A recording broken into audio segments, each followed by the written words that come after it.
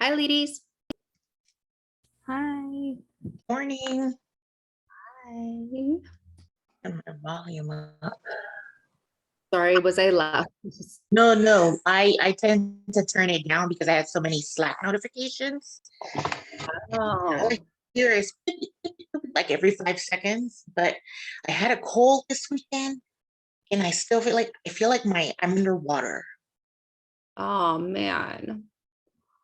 Are You you know, feeling better? like when you come out of the pool and you have water in your ear. Yeah. That I can't keep trying to pop my ear. Oh, But your back. I Your neck. swear, I feel like I hear you guys from under a pool. Oh, Maybe I should just go jump in a pool. I go with you. Yeah. Look at that. All the girls always on time.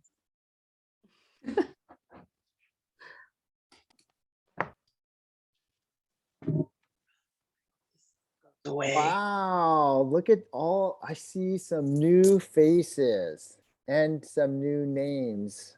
No faces, but at least I see your name. What's up, Thyda? Hi. Great to see you.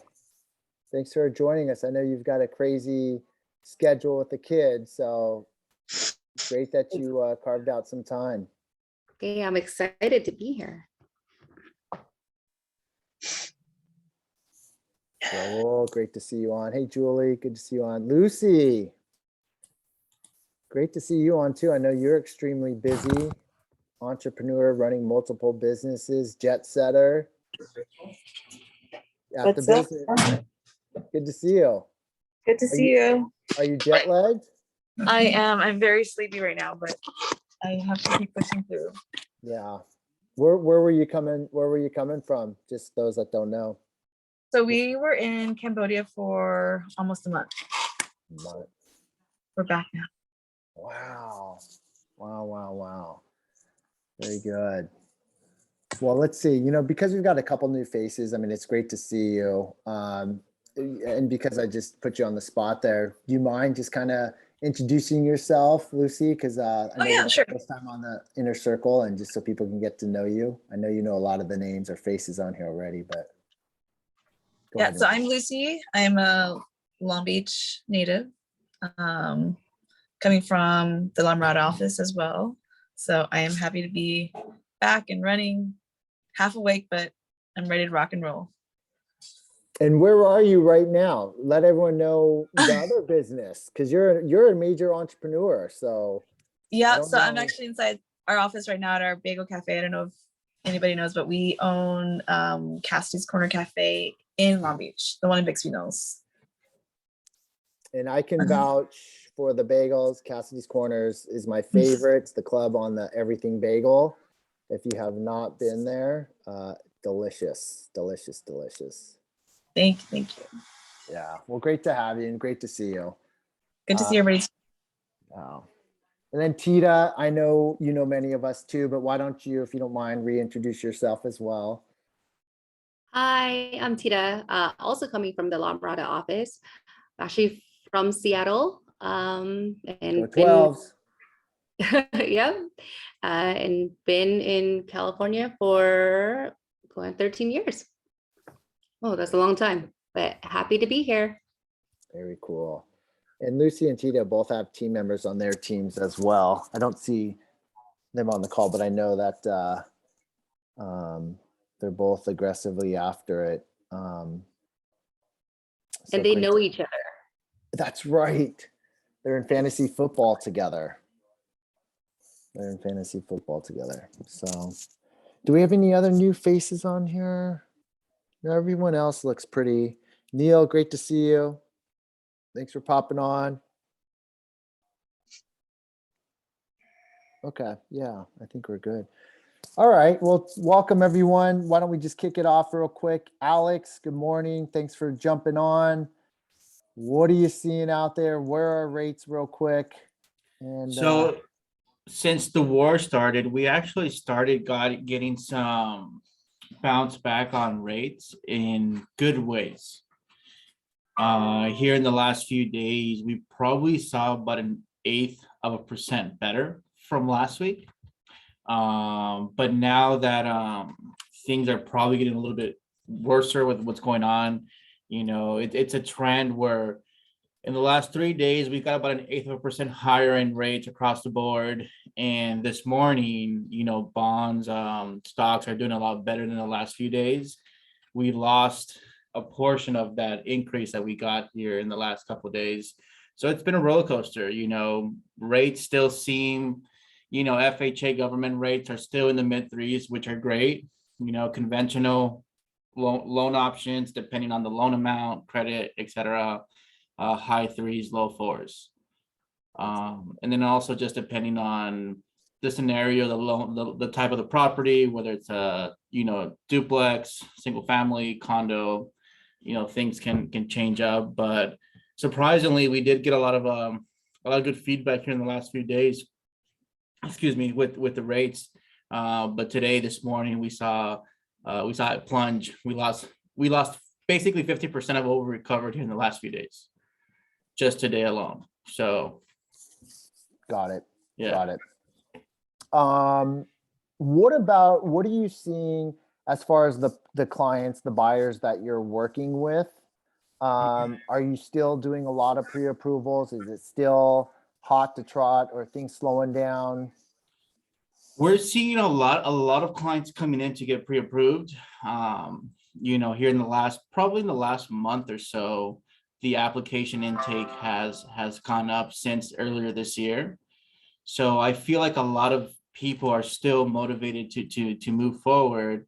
I think the biggest hurdle, I'm sure you guys all know, is that, inventory is shot. And, we're seeing 50 plus offers again on specific homes. I think I shared this last time I was here. I had a client who had a home for sale in Moreno Valley. They got 65 offers.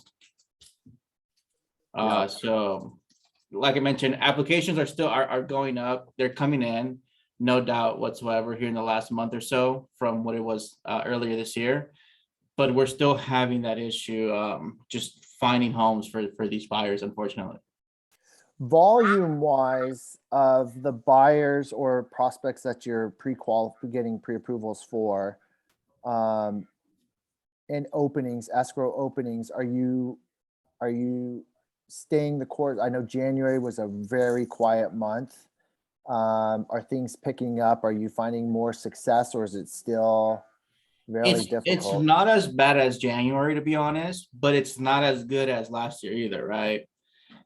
We're slowly picking up here with all the loan officers in the office. We're slowly picking up escrows versus all January and early February. So we are seeing some positive vibes here coming in as things are opening, but it's still slow. Are you, any of your FHA pre-approved buyers, fortunate to open escrow? Do you have any FHA buyers? FHA. Out of at least here with my team, with my guys, we have a few escrows open. Out of all of them, only one is FHA. One. And I assume you have a lot of FHA buyers who are pre-approved. They just can't play in this game. The rules of the game are too tight. Unfortunately, it's either the lower the FHA financing, the lower down payment, not enough reserves for any shortfalls, unfortunately. If all those things come into consideration when we're submitting offers to sellers. So yes, we try to approve them conventionally wise, but sometimes it just doesn't work due to the specific scenario for that individual. And FHA is the only option, unfortunately. Right. Edgar, can I put you on the spot? Yo, what's up? We really haven't gone into wins or anything yet, but you come top of mind. And when in our conversation, maybe if you can add some color on your listings, how many showings, how many offers, and then of those offers, how many of them were FHA? I don't have an exact number, but I know we had closer to like 300 showings in the 4 days that we showed. And then out of the offers, we had 53. I want to say out of those 53, maybe like 5 of them were FHA. You know, there was a lot of high down payment conventional offers. And that's what I was going to ask Alex too right now, is that, you know, how many like what type of down payment is everybody bringing to the table? Like all those applications, are they people that are, you know, coming in with the 3.5% down, or is it just FHA because their credit's not where, you know, it needs to be? It's a combination of both, Edgar, especially with our FHA clients with the lower credit. You know, they're trying to come in with the minimum down payment. Sometimes they ask for down payment assistance programs. You know, we do have some conventional loan buyers too, but we're also stuck within that same realm where they, you know, have that 3%, 5%, sometimes, you know, 10% down payment for the offer. Don't get me wrong, there's also buyers that we have that have 20, 30, 40, 50% down, but it's not as common as, you know, the first time buyer coming in with the minimum down payment. Yeah, like a couple of offers that stood out too were like conventional 5% down, but then also offering to pay up to $2,000 of the seller's closing cost. There was, you know, a lot of the low down payment offers were, you know, trying to get, you know, strategic in other ways too, you know, to try to stand out. But it was just really interesting to see how many offers were going in with more than 15% down conventional. Edgar, I do have a question for you. On those, you said you had a lot of offers with high down payments. Were those individuals selling their property or sold their property to, no? None were contingent. Okay. That were like the top half that were being countered. Sorry, we countered 7, and out of those 7, 4 of them were going 30% down and up. The other 3 were like 15% down, 10% down. But yeah, and just to give everyone really perspective, too, the list price started out at $650. So just so you have a kind of a gauge on where these offers were. One more question on this file. Did you happen to notice if the downs were they coming in with gift money? No, this was all liquid cash in their bank. Any 401k, IRAs, nothing like that? Just one that was like coming in with 10% down, no, 5% down. And we just, you know, she came in pretty aggressive on price. So we just thought we'd counter her, see what the best thing, what was the best that she can do. But I kind of had an idea that there was really no chance at that point. What was the winning offer? What price point did you guys accept at? We accepted at $760. We had one at $815, but it was an agent from like the Valley.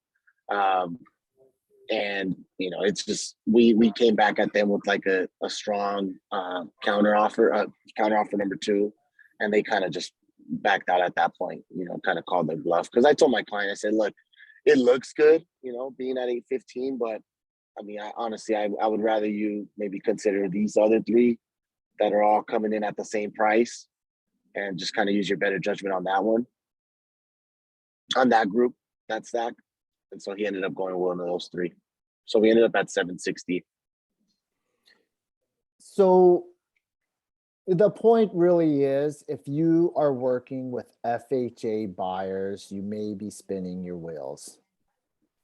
Out of 53 offers, a handful of them were FHA, meaning we know Alex has a grip of pre-approved FHA buyers.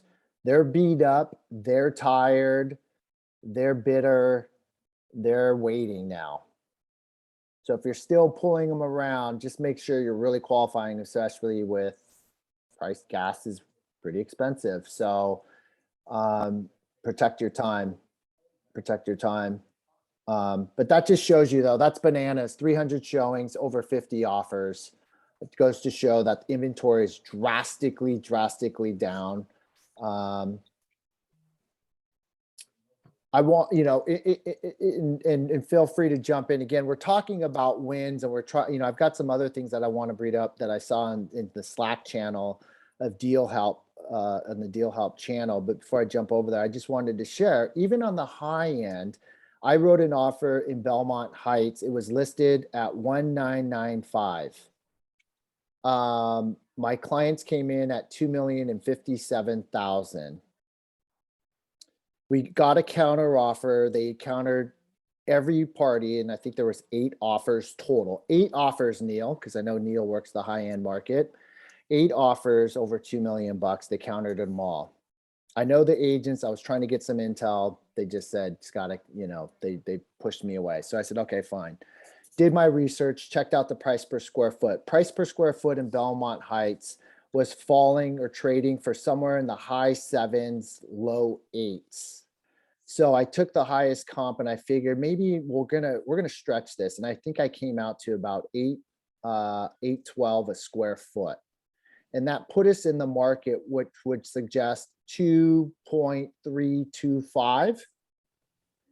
And I said, you know what? This market is so bananas. I'm gonna give it another $50,000 bump.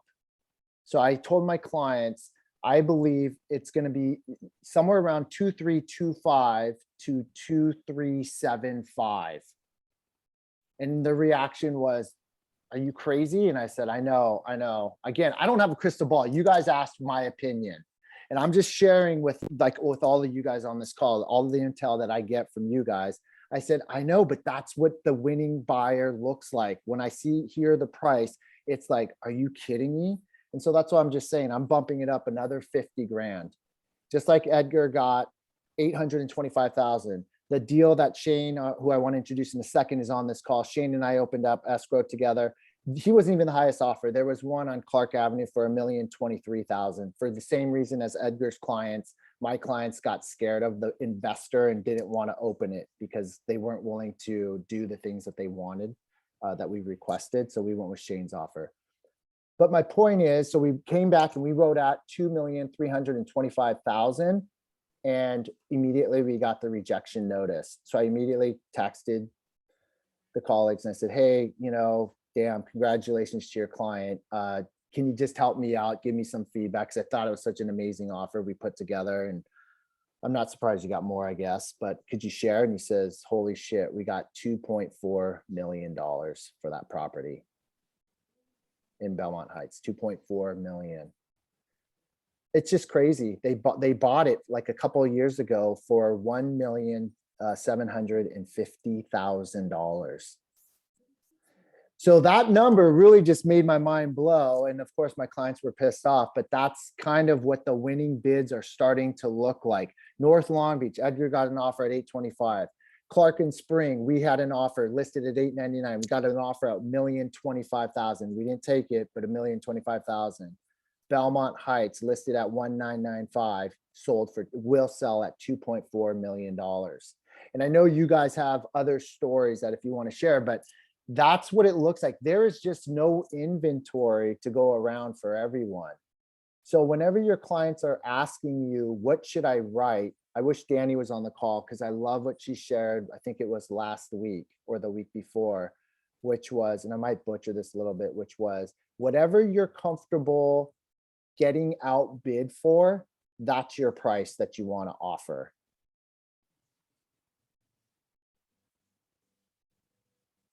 Anyone have any thoughts or any other crazy stories like that of what you're seeing? Any listings going to market?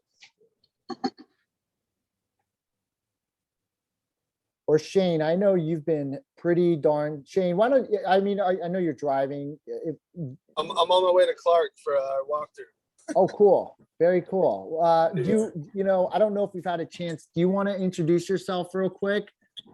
Yeah. My name is Shane Thompson. I'm starting my 3rd year in real estate. I've met Scott a couple of times at Bold with Keller. I know Art and Raul that are on the team. And yeah, I just got to talking to him, so I was interested in the brokerage, and you know, seems like a good fit for me. I was coming from a 100% commission spot with kind of no no help or anything like that. And so I just felt like after some time I was just going to get stagnant in my business. So hopefully growing at that, but my year's going pretty good already. But I had a crazy one in on Rose and 6th, 545 Rose, listed for $899. We ended up getting in at $1,020,000. 2-bedroom, 1-bath Craftsman, super good condition. But I mean, like, you know, it's 15 years ago. Yeah, and that we actually beat out a cash offer on that, but my buyer was just ready for it. Like it was her one that she wanted. So she was already like, I don't care if it comes up 50 grand short, I want it. So, you know, there wasn't anything kind of holding her back as far as like waiving appraisal. And it came in at $1,020,000. So she was stoked. We actually just closed on that last week. Yeah, but it's been nuts. That one and the one on Clark with you just high. I'm getting into one today at the Aqua Towers downtown. It's not like over, but not like single families, but I mean, it was still 25,000 over. You know, what's interesting, what's interesting about you, Shane, that I just want to point out to everyone is that, you know, you've been doing it for a few years. And a lot of your business comes from Zillow, internet leads. And part of that, like 90%. 90%. And, you know, internet leads have a longer tail usually to conversion, right?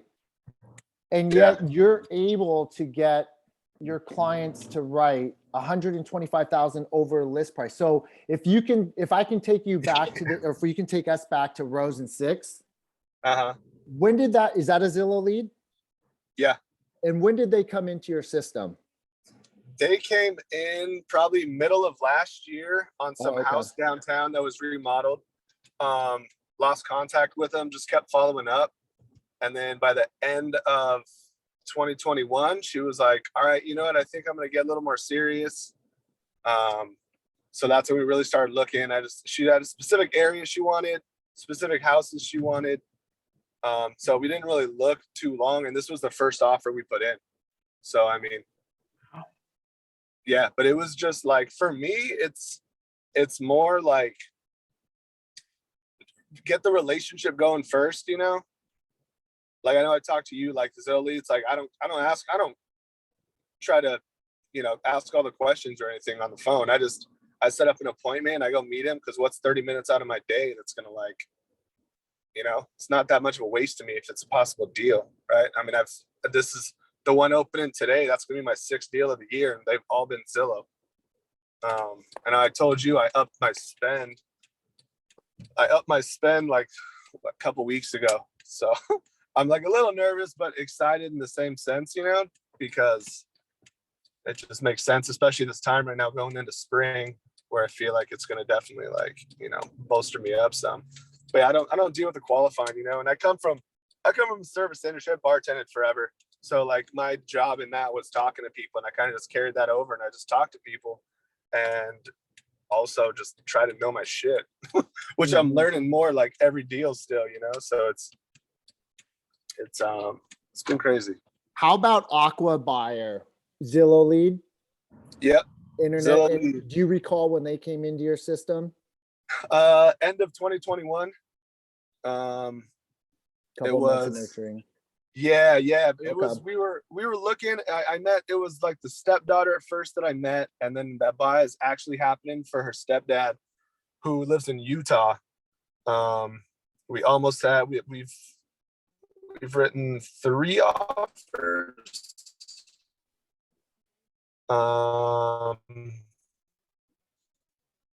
One they actually got, but we're losing you. Just seemed like shady, like they were shopping our offer. So they were like, "No, we're good." Oh, can you hear me? Yeah, now we got you. Okay. All right. Yeah, like overall though, my like time from meeting these offers and actually getting under contract hasn't been that long. I mean, I'm thinking like 3 months max on the ones that I've been dealing with, but it's setting the reality of the market with them, you know, and like telling them just like being not holding back, you know. I'm not soft with them, like you know, yeah, we could, you know, you guys might be good with this. And it's really just like, look, this is the market, this is what you guys need to do. And yeah, like I said, this is my 6th of the year and they've all been Zillow, and none of them have been like more than a few months. The first 3 were like the end of last year that I just like kind of hung with a little bit, and then now it's just slowly coming up. So I got a few more in there, but it's all buyers, man. It's like, it's stressful. But you know what though? It's amazing that you put 6 buyers in escrow in such a short period of time. It is so difficult to do right now that we need to probably have a mastermind just on exactly best practices on what you're doing, because we're a huge internet Cotto group now, you know, again, Circle Flex launching it out, Yeah. internet leads for you guys. Your conversions are through the roof. Yeah. I feel like I'm just getting lucky too. I don't know. It's I got impressive. a new Buddha necklace that I've been wearing, so I don't know if that's it. Mhm. That's impressive. Really impressive. Thanks. Any other success stories or any other offers that you guys are writing that you're getting beat out on? Any other creative things that you're seeing as a listing agent come through that might be beneficial for us? I'll say we saw the accelerator clause on one of our offers. They wanted to, no, who was it? Oh, Edgar got that. Some guy wrote an offer and said $2,000 higher than the other than your next highest offer.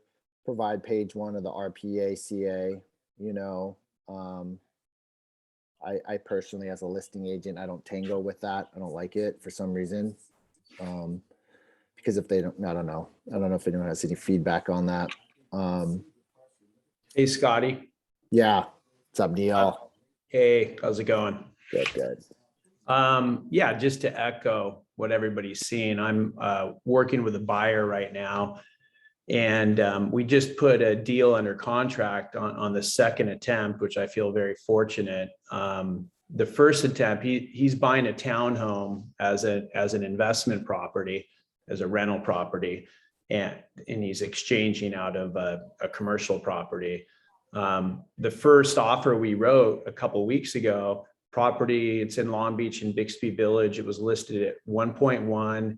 He came in at 87,000 over ask, a 17-day contingency, all cash, and a 30-day or 29-day lease back for $1, and we lost the deal.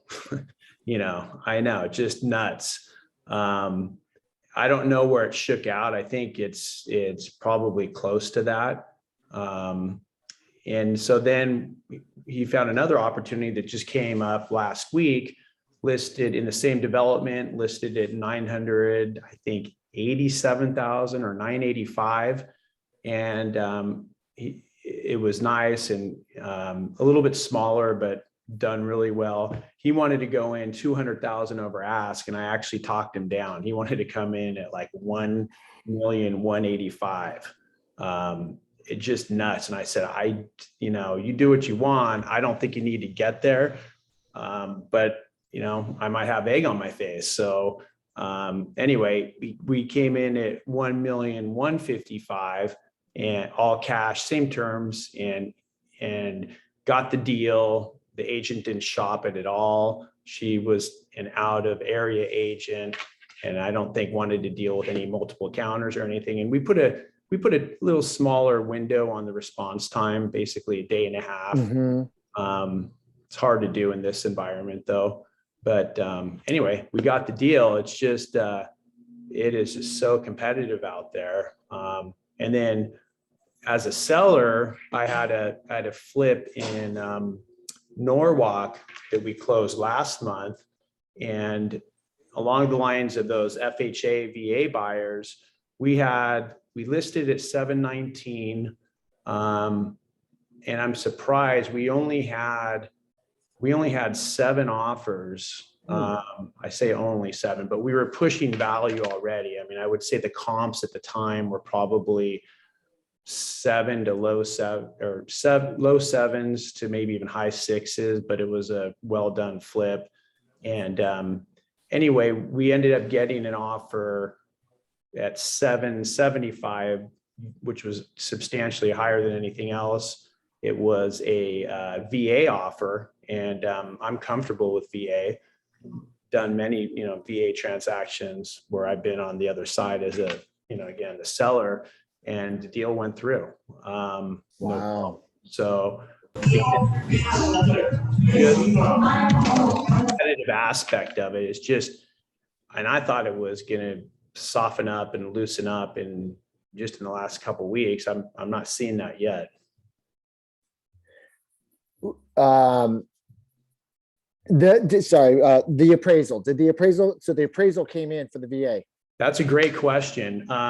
It came in short, and we had basically not a complete removal of the appraisal contingency, but we had language in there with basically if there was a shortfall not to exceed amount, and I think it was like 25,000, that the buyer would come in with up to a $25,000 larger down payment to offset any appraisal shortfall. So we did come in short, but it was, I would say, I think it came in somewhere around 750 or 755. So it was within that, in that minimum or that not to exceed amount, so that I didn't have to come in with any concession on price. Right.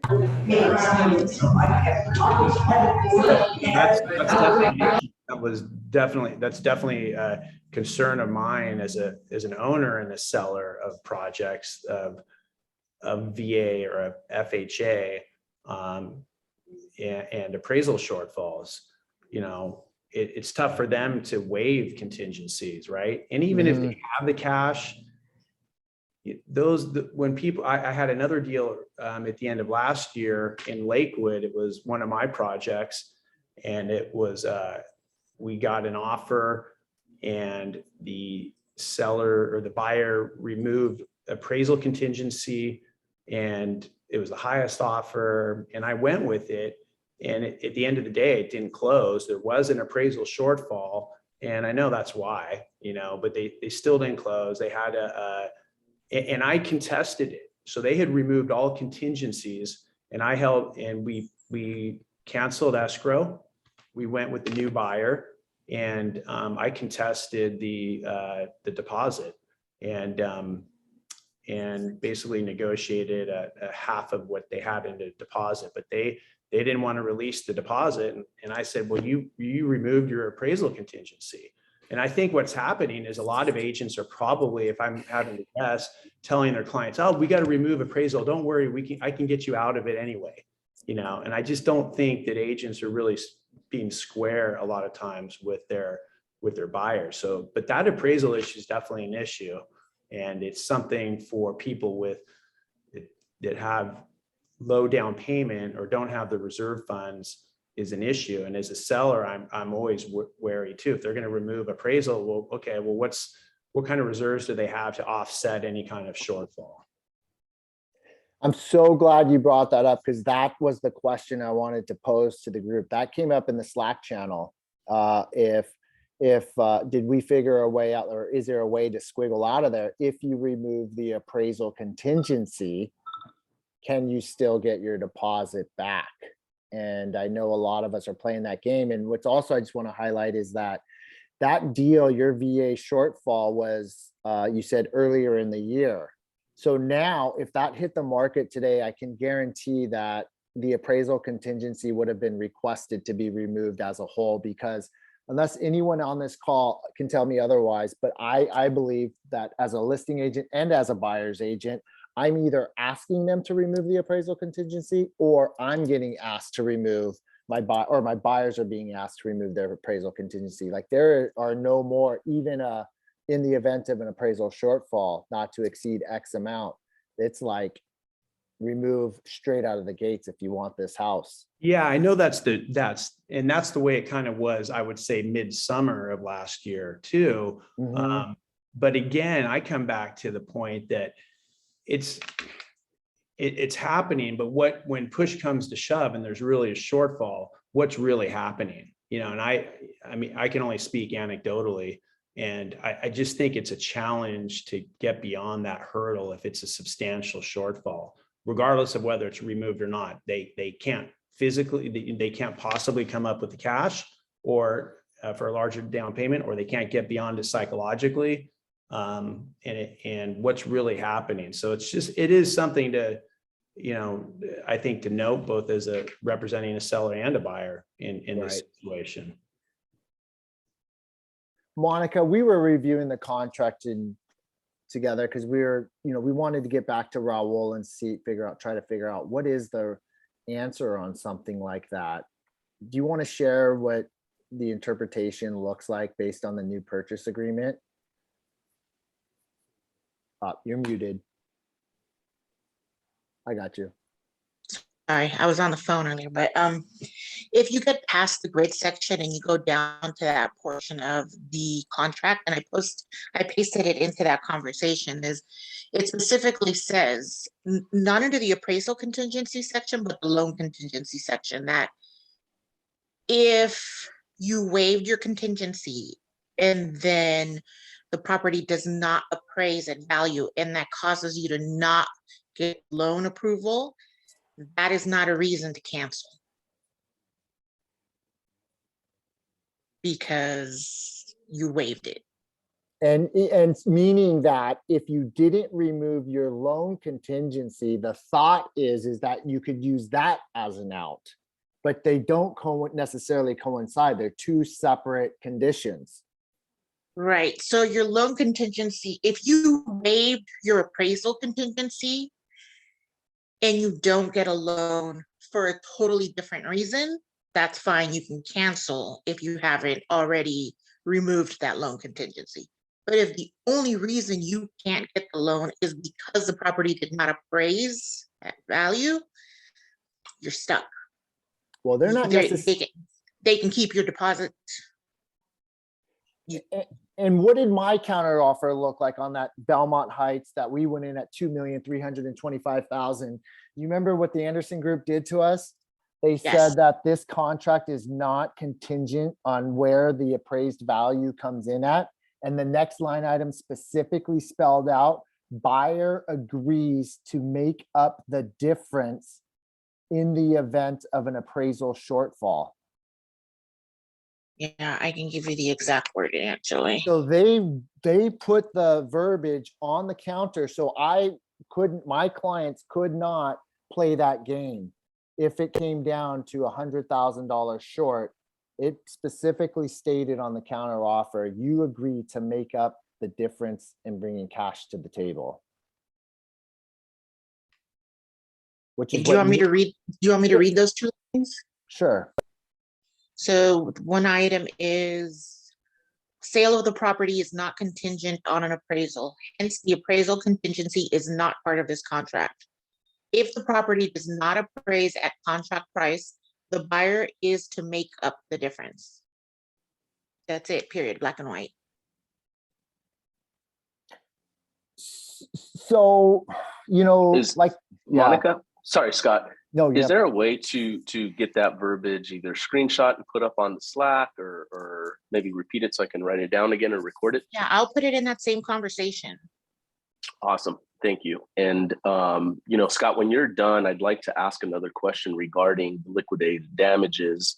Just something I've never gone through arbitration, but things I've heard through the grapevine. I'm not sure if you've had any experience with that, but I'll touch base once you're done on whatever else you were going to say. Okay. I mean, that was really it. Just, again, I was trying to get to the point of your question too. So as a listing agent, Monica's going to post that in the Slack channel. So use that verbiage. Now, on a buyer, again, what Neal's saying too is, you know, it's very gray, but when push comes to shove, it's going to be difficult for you to wiggle your way out. So if you're leading with your buyers about, oh, we're just going to, again, the contract is structured to protect you for the first 21 or X amount of days, so we can back out for any reason. But if you do your appraisal and let's just say you do the home inspection and you made a $3,000 request on inspection, and they say, no, we're not going to do it, then the appraisal comes in short and now you're going to back out, but your request was only $3,000, don't think that you might be able to just get out because of the inspection, because the seller can agree to that $3,000 and now that out is removed. Me and Neal did that on one of our flips years ago. The guy wanted a new driveway. In the appraisal, we looked at the difference and the appraisal came back $25,000 short and he tried to cancel. And we said, you know what? We're not going to get an offer that high anyways. Let's give him a new $8,000, $10,000 asphalt driveway. Remember that, Neal? And we agreed to that. Now, in a situation like that, can Yep. the buyer only provides a copy of the appraisal if they want, right?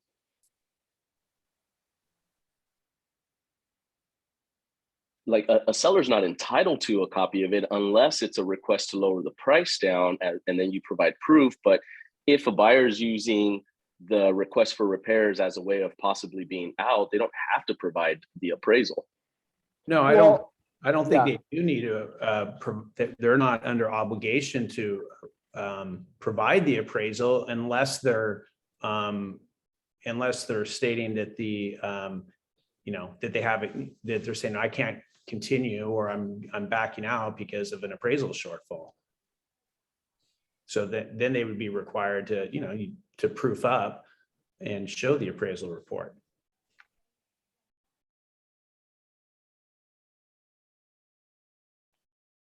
So in that scenario, we agreed to do the garage, the floor, and then they said, well, we still want to cancel.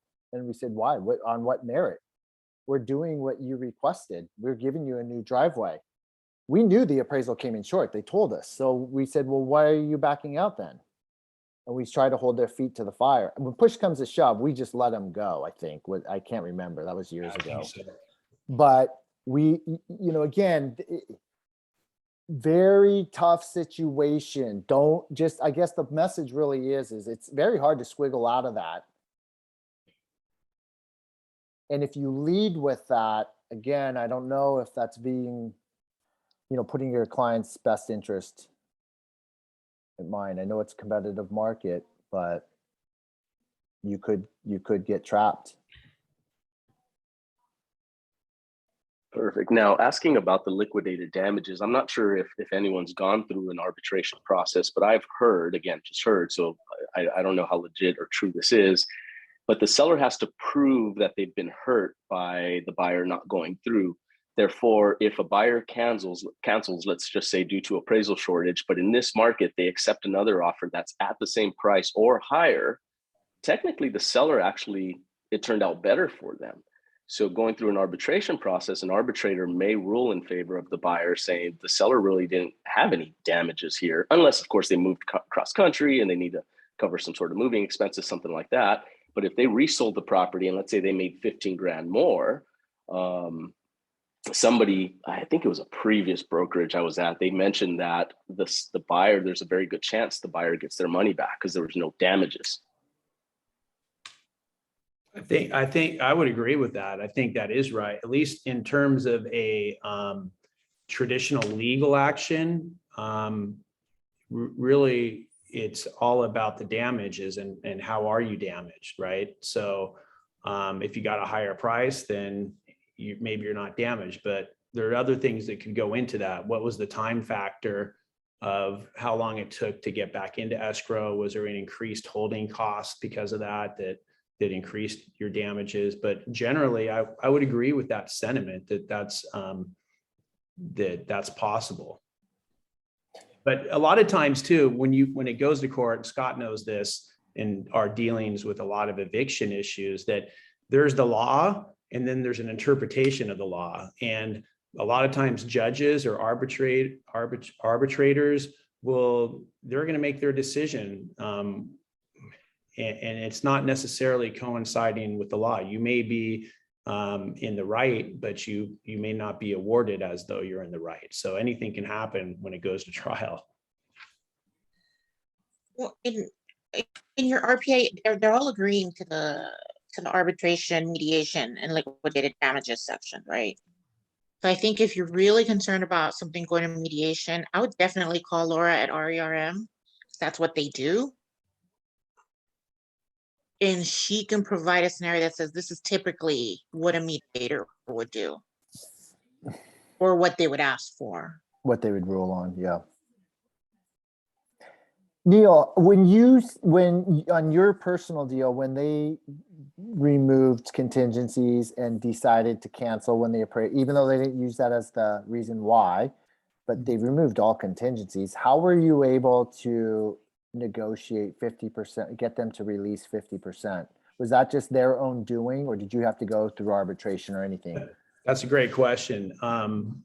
It was a negotiation between myself as the seller and the other party as the buyer, and it did not go to arbitration, although that would have been the next step.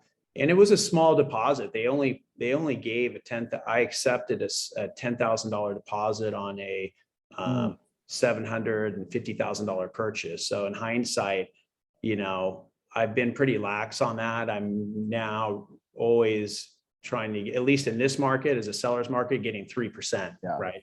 Yeah. And so what happens is, as you know, or as you may not know,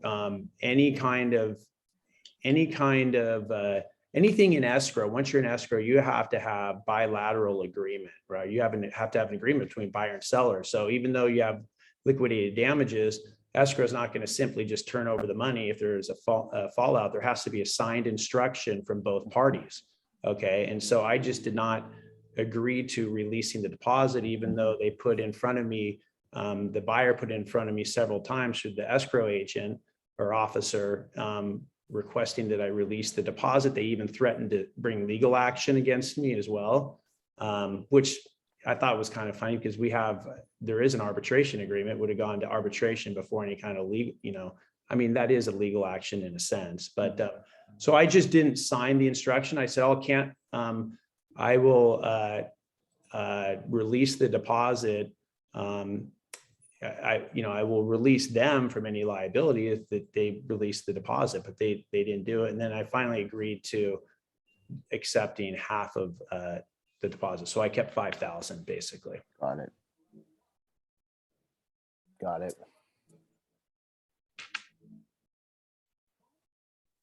I wonder if we could lean on Laura for that. Would she entertain that, Monica? Or do we have to be in agreement? Like the definitive liquidated damage question that Raul posed.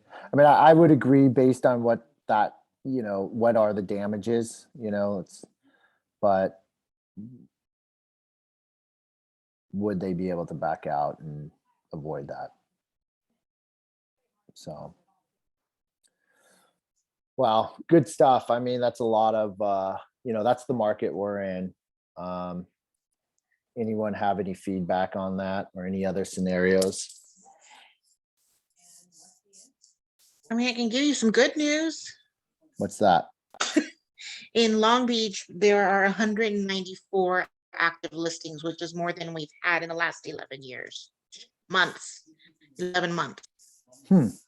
So the inventory as of March 2nd is higher.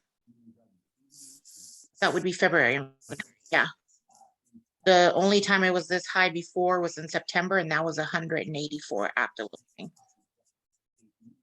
So there's more houses available. I wonder if that's because rates, the war, uncertainty. All right. Dennis, I know you had a question on the VA scenario with Neal. No, I've never done a VA deal. And I know a lot of times as an agent, from what I hear, is they're not as confident going in with the VA loan. And he mentioned that he's done a good amount of transactions with the VA loan and is confident with them. Where does the lack of confidence come in the agent community?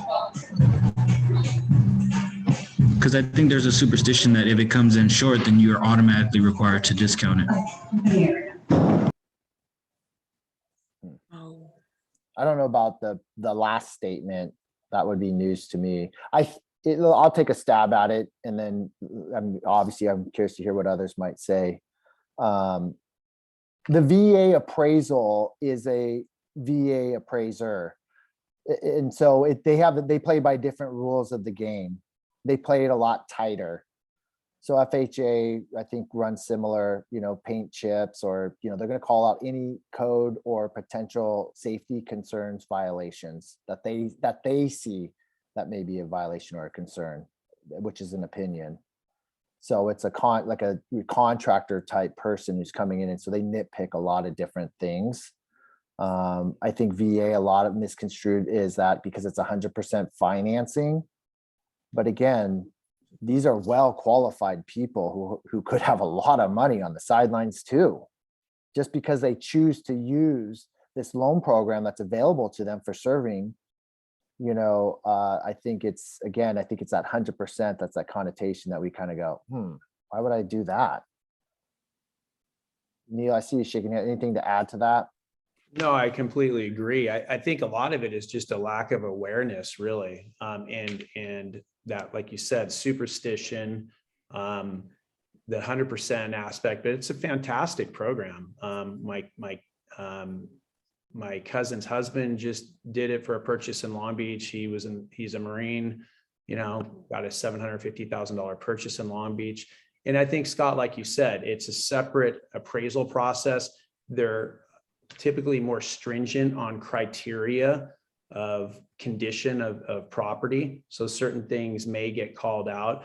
But me as an owner of projects that's selling finished projects, I'm not worried about it because I'm selling a project that should pass easily any kind of an inspection. And if it's not, then I should be obligated to address those items, and then it's certain items that the buyer is not allowed to pay for through the VA loan. I think like termite, I don't think they can pay for termite. I think termite has to be provided by the seller, but in the end, it's a net situation, right? So we'll then increase the cost of the sale to offset those things that would typically be paid for. But then the question again will come back to an appraisal, right? So you do have to look at it and see what makes sense. For me, it made sense as a seller in this program because it was a substantially higher offer and I was willing to take the risk, and the buyer had reserves to offset too. So, but I think generally it's a great program and it shouldn't be discounted. I think if you look at the FHA VA amendatory clause in your car forms, the only thing it does say is that if the property does not appraise at value or at purchase price, they are not obligated to continue with the purchase. So, Which is basically an appraisal contingency. Right. So if they agree to, do we know this? If they agree to remove it in the counter offer, does that omit that, or is that part of the guideline? I don't think that would hold. Even though we had an understanding for a shortfall, I don't think the amendatory clause supersedes anything. It. Yeah. Yeah. And I know Alex, he's not afraid of VA offers either. So again, I think, if your lender is diverse and qualified and they know the rules of the game, I think you guys should be confident representing buyers. And then again, it's finding a seller or a listing agent like Neal who's understands it. He's not afraid of it. So you might have to educate the listing agent if they'll allow you to on the VA process. And Neal brought up a good point. VA buyers usually want to use 100% financing, so they do have reserves on the side for any downfalls. So I've had that scenario in the past where we've had to get creative and lower the down payment or remove the down payment completely to offset a small shortfall. Allison, I know you had a question. You could just shout it out. Yes. So basically the previous brokerage where I was at, the loan officers that we were working with, because we work with a lot of FHA buyers, first time buyers, when we would put in an offer and remove the appraisal contingency, the lender had an appraiser who would basically in 2 days tell them, yes, go ahead. That appraisal will come in at that, that's a good price. And if we didn't get that answer, we would back out, before the three days, before they put in their deposit. But we knew going into putting in our offer that we could get that appraised price. So, Hmm. so basically, we were getting the answer from the appraiser before the escrow started. That's why we were so confident in removing the appraisal, because we knew that the price could come in at that from the appraiser. Mm. Allison, out of, let's say, 5 scenarios like that, did Mhm. all 5 come back with that specific price point that you guys went in? Do you guys have any shortfalls? You know what? We never had a shortfall. I think maybe there was one deal where we were kind of iffy, and they, you know, we were scared because we had moved forward, and the appraiser wasn't giving us turning in the appraisal. But at the end, it worked out. But we did maybe 12 deals like that last year. And every time the appraiser said, yeah, it'll come in, and it came in. And that's why we were able to remove the appraisal contingency. So I'm just wondering if we have, you know, if you guys have an appraiser like that, that will say, yeah, you know what, that could come in at this, or, you know, don't do it. So Allison, your lender already had an appraiser assigned to the actual property before even getting the offer accepted? Yes. I think it I sounds don't like, know. Yeah, I don't know yeah. how that's even. I think it's just, would you, Alex, in your opinion, would that just be contacting your 6 appraisers in the pool and picking one out and just having them do a quick desktop on it? Like it's an That opinion? could be something that we can reach out now. Well, I I'm don't not know. asking you to do that, but I mean, just in Allison's scenario, is that just like, would you say, like, based on what you can hear, what she's sharing, is that just kind of like an appraiser giving his opinion on value? It's just, yeah, exactly, giving his opinion on its value. Now, whether we're gonna get that appraiser for that specific property, Mhm. we can try to ask, but it's usually round robin, and it's Right. all handled through corporate. Right. Okay. So, Okay. you know, let's say the appraiser says, hey, Alex, we're good based on his opinion. But But let's say then- we get a different appraiser and he has a whole different opinion, you know, that can go sideways really quick. Mhm. Okay. Okay.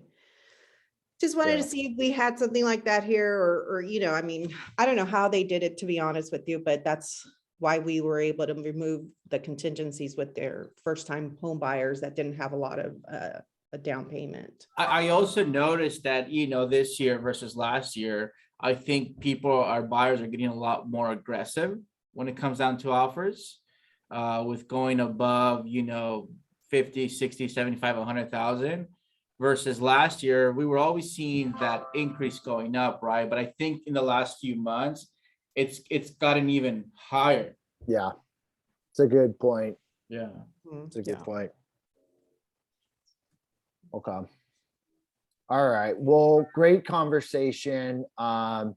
Appreciate the engagement is so much better when we get everyone on the call, but especially during these times. These are kind of unprecedented times right now. So there are a lot of questions and a lot of I don't know. So keep the questions coming in Slack, and everyone will always share their 2 cents, and we can always revisit it at the circle. I know I learned a lot right now. I did want to take 5 quick minutes. I know we're pressing at 11 o'clock, but we've got, you know, Circle Flex. And again, we've talked about it with many of you, and we're offering this new program to agents who are looking for more leads. So I just wanted to give a very quick high overview, and provide 2 options for those that are interested in to learn more about it. So that way we can onboard you and start plenishing you some leads. So I'm just going to share or not even share the screen, Hugo. We're just going to really talk about what are the different leads and where are they coming from. So again, it's a Circle Flex program. Many of you have seen it. It is on our website. These are Zillow, Google pay-per-click, Yelp leads. Again, I have an agreement with a realtor. It's realtor.com, but it's packaged up and rebranded called Roopler. So we're spending a good $10,000 a month on leads. And now that we're kind of figured out the protocol and how this is going to work and the accountability, we want to now offer it to all the agents. It's a good way to scale out your team as well. So Hugo, if you want to just talk about the different levels of buckets, and then just let them know when we're going to hold these meetings so they can learn more about it. Yeah, absolutely. So I just want to first off just let you guys know. I know I'm pretty sure that some of you kind of have an idea of how it works, but there's many different ways how we're going to approach this and how we're going to be handing off leads to the agents, and agents having the ability to grab these leads whenever they want. So the very first step is the direct connections. This is known as the hottest of the hot leads. It's leads that I personally scrubbed, had a conversation with them, know exactly what their motivation is and what they're looking to do. And they're wanting to take a look at a property. That's when I do the transfer, where we have the hotline where it rings every agent's phones all at once, kind of like a Zillow call. And all you really need to do is, if you're available and you know this is a kind of a Circle Flex calling in, just pick up the phone. We have a brief conversation before I do the full transfer, and it's game on at that point. So that's the first step. This is the direct kind of connections.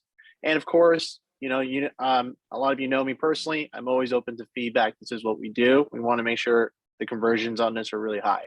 The second step is, there's occasions where nobody picks up the phone.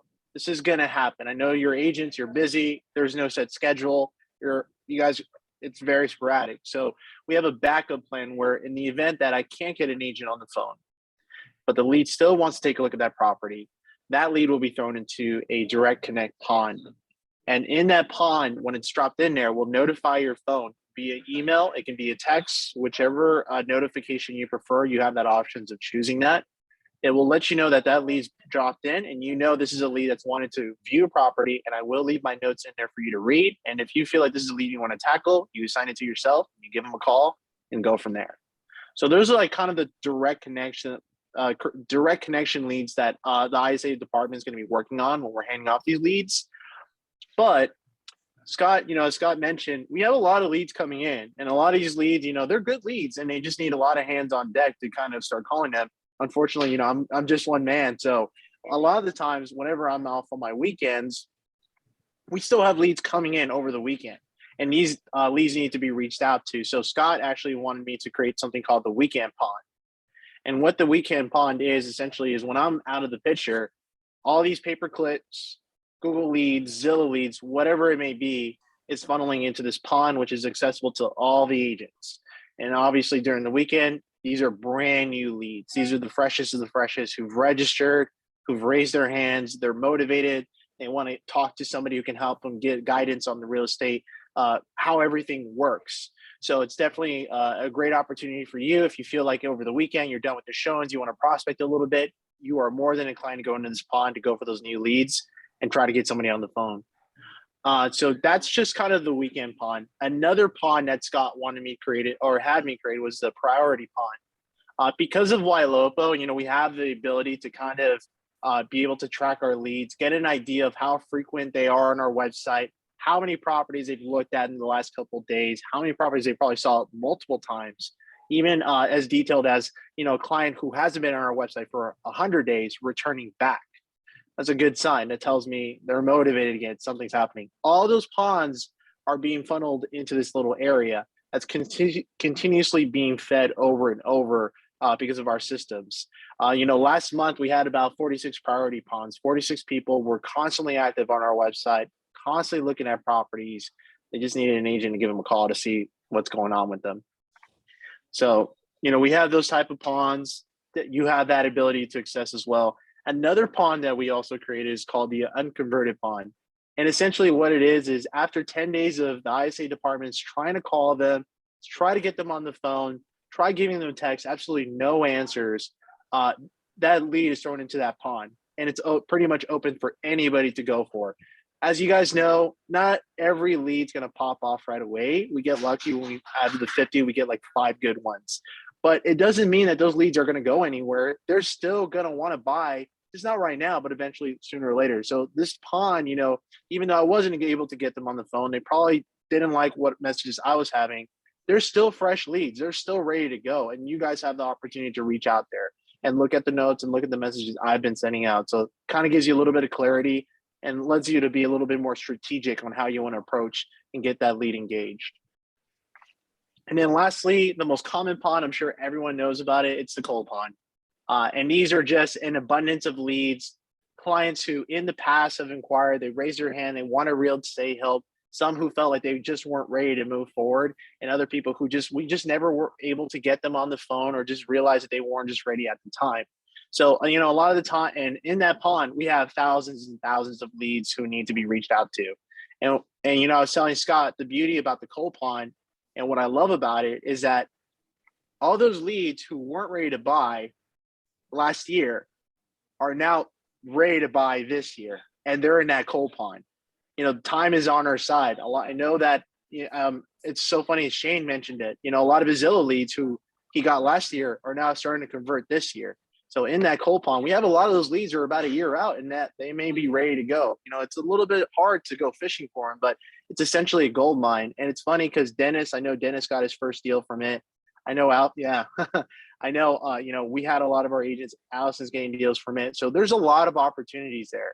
And it really just needs somebody to pick up the phone. So I know it's a lot of details. I kind of wanted to give you guys the brief overview of all the leads you're going to have access to, but we definitely want to make sure we can go over all the details and explain how it's going to work, where you can go in, pull it out, see a demonstration, get a little bit more details, ask questions about how we're handling this and what maybe some best practices. So we wanted to schedule two times in meetings where we're going to go over all these details with the agents, explain the entire layout so that you guys can be part of this program. And Scott, I know we picked out our 2 days. We did pick out a date on this coming Friday and then next Monday. This coming Friday at 10 a.m. or Monday at 1 p.m. So we wanted to give the opportunity for everyone here to try to attend both of these meetings. Get in it, or one of the meetings, of course, yeah, if you can make for the other one. So we're giving you 2 different times to see which one would best fit for you. And I know this is just kind of short notice, but I'd love to hear anybody who's interested and wanted to attend this meeting. Maybe do you guys happen to know if you might be able to attend either Friday or Monday? Just kind of like show of hands, just so I know. No one? I can't tell. They have all their cameras off again. I'm good for Friday or Monday, but Friday morning would be awesome. I did have some questions, but since we're going to have the class on Friday or Monday, I can write down my list of questions and get a little bit more information on how it's going to work. Perfect. Yeah. Lots Okay. of lines in there, I'm sure. So again, it's Friday at 10 a.m. or Monday at 1 p.m. We'll put it in the Slack channel, and then we'll just Yeah. put the link for the Zoom link.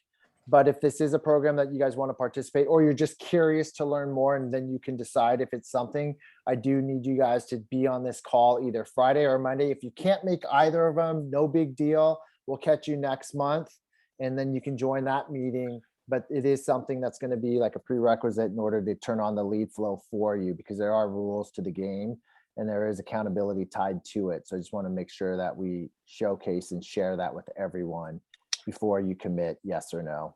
Okay. So, all right, terrific. Any questions on that? All right. Everyone who participated or just was a fly on the wall, appreciate you guys logging in. Hopefully that was worth your time. And you know, what is say? Yeah, happy hump day. You know, middle of the week, grind it out for the last few days, and hopefully we'll see you either on Friday or Monday as well. But thank you for your time. Bye, guys. See you guys. Bye, guys.